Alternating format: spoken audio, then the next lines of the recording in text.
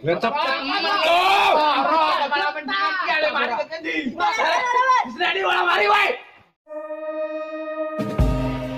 Selamat datang di channel Arjuna 22. Arjuna 22.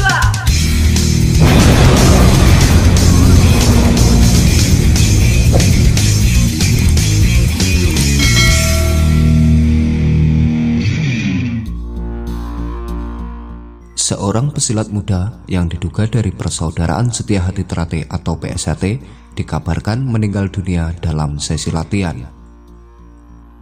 Pesilat muda yang meninggal dunia itu terjadi di wilayah Kesilir, Kecamatan Siliragung. Kasus ini telah ditangani oleh aparat kepolisian setempat. Kapolsek Siliragung, AKP Abdul Rohman, membenarkan kasus ini. Pihaknya melakukan penanganan perkara setelah mendapat laporan dari pihak keluarga korban. Peristiwa ini terjadi ketika acara latihan pencak silat rutin di sebuah perguruan silat yang ada di Desa Kesilir. Latihannya di halaman rumah warga, ungkap AKP Abdul Rohman. Pesilat muda yang mengalami nasib naas ketika latihan itu berinisial MAA 18 tahun, asal Desa Kandangan, Kecamatan Pesanggaran.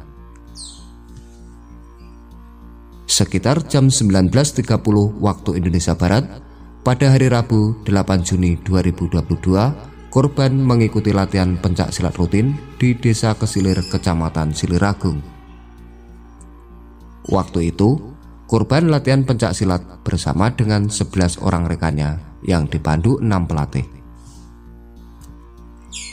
Ketika korban memasuki materi latihan, korban mengalami sesak nafas dan selanjutnya dilarikan ke Puskesmas Pesanggaran.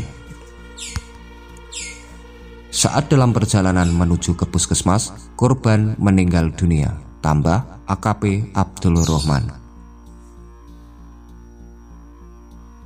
Pihak pelatih kemudian menghubungi pihak keluarga. Atas kejadian tersebut, keluarga korban melaporkan ke Polsek Siliragung. Dilaporkan sekitar jam 23.30 waktu Indonesia Barat dengan sangkaan penganiayaan sesuai pasal 351 KUHP, tegas Kapolsek Siliragung. Dari 6 pelatih, yang dilaporkan hanya 1 orang. Pelatih itu berinisial RAS 17 tahun, asal Kecamatan Pesanggaran. Kita sedang tangani kasus ini dengan melakukan pemeriksaan dan cek TKP, tegas Kapolsek Siliragung. Kecelakaan dalam latihan memang bukan sekali ini saja terjadi. Di berbagai tempat, di seluruh penjuru tanah air, bahkan di semua perguruan bela diri, pasti pernah mengalami kejadian yang sama, kecelakaan dalam latihan. Hal ini menarik perhatian saya untuk mengkaji dan memberikan sedikit informasi bagi seluruh pelatih umumnya dan warga PSHT khususnya. Mari kita ketahui dulu beberapa penyebab kecelakaan dalam latihan. Yang pertama, pelatih yang keras namun kurang memperhitungkan kondisi siswa. Latihan pencaksilat memang harus keras, karena dalam pertarungan tak akan pernah bisa diduga lawan lebih lemah atau lebih kuat. Jadi seorang pesilat memang harus dididik untuk memaksimalkan potensi dirinya dengan latihan yang cukup keras, agar tetap mampu bertahan dalam segala situasi.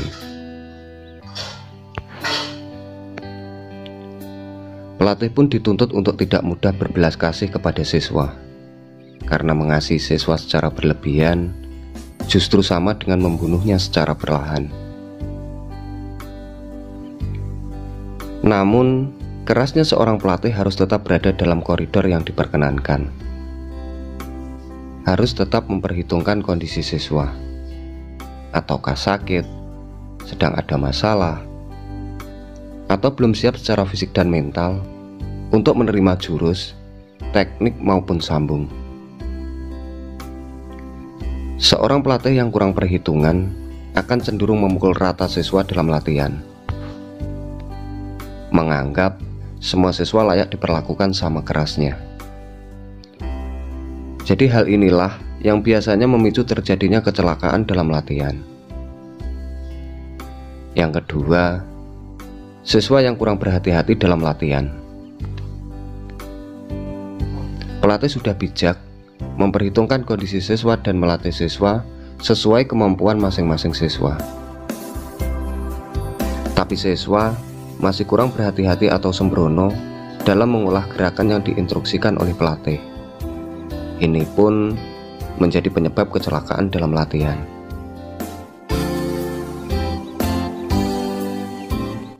Yang ketiga, hukum karma atas tindakan yang tak terpuji yang telah dilakukan oleh siswa yang bersangkutan. Hukum timbal balik selalu saja terjadi. Orang yang senantiasa berbuat kebaikan akan terjaga dari mara bahaya dan mendapatkan kebahagiaan dunia dan akhirat. Dan orang yang gemar melakukan tindakan tidak terpuji, cepat atau lambat akan mendapatkan hukuman atas tindakannya yang tidak terpuji tersebut. Setia hati selalu mengingatkan tentang hal itu. Jika suatu ketika terjadi kecelakaan dalam latihan, maka itu harus menjadi introspeksi bagi yang bersangkutan. Sopo sing tumindak Allah bakal ngundang bebaya, lan sopo sing suci adoh saka bebaya lan patih. Jadi jika terjadi kecelakaan dalam latihan, jangan saling menuding siapa yang bersalah. Masing-masing pihak harus saling mengoreksi diri sendiri. Selebihnya, kita harus bahu-membahu berupaya meringankan beban penderitaan korban kecelakaan maupun keluarga yang bersangkutan dengan menjenguknya dan membantu secara finansial untuk meringankan biaya pengobatan korban. Misalnya, menggalang dana dari para warga dan siswa PSHT lainnya.